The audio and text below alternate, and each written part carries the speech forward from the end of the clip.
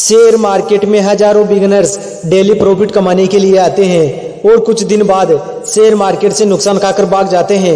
आज के इस वीडियो में हम जानेंगे कि हम शेयर मार्केट से कब शेयर खरीदें और कब बेचें, ताकि आप भी शॉर्ट टर्म और लॉन्ग टर्म इन्वेस्टमेंट से भी पैसा कमा सको। मेरे एक दोस्त ने कोविड के 6 महीने बाद शेयर मार्केट में 1 लाख रुपए लगा दिया। अब उसे शेयर मार्केट के बारे में ज्यादा नॉलेज नहीं थी और किसी के कहने पर उसने 1 लाख एक ही स्टॉक में लगा दिया। उस स्टॉक का नाम था बीसीजी ग्रुप। उस समय ये स्टॉक करीब 10% का रिटर्न दे रहा था और लगातार इसकी प्राइस बढ़ रही थी। तो उसने सोचा कि लगातार स्टॉक बढ़ रहा है। उसने उसमें किसी से, उसके दोस्तों से उधार लेकर 1 लाख रुपए और लगा दिया। लेकिन कुछ दिनों बाद इस स्टॉक की प्राइस इतनी ज्यादा गिरी कि उसे 1,80,000 का लॉस हुआ।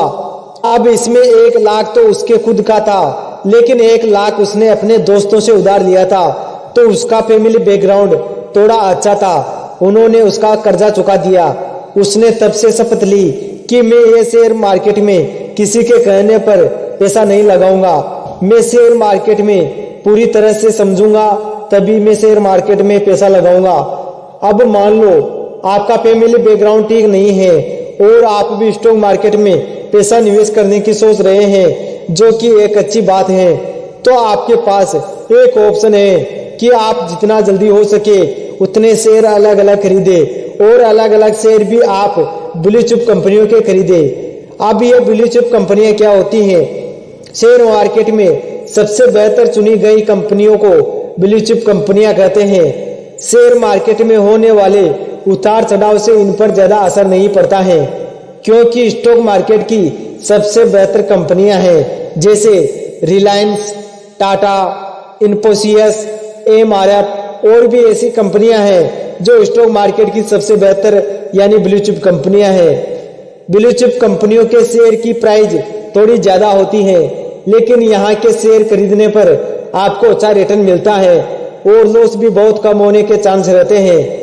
आप चाहे तो इन कंपनियों में लॉन्ग टर्म के लिए इन्वेस्ट कर सकते हैं, क्योंकि बड़े बड़े निवेशकों ने शेयर मार्केट से सबसे ज्यादा लॉन्ग टर्म से पैसा बनाया है। लॉन्ग टर्म में सबसे ज्यादा रिटर्न देखने को मिलता है और लॉस बहुत ही कम होता है। अगर आप नए हो तो ज्यादा चांस है कि आप लॉन्ग टर्म के लिए इन्वेस्ट करें।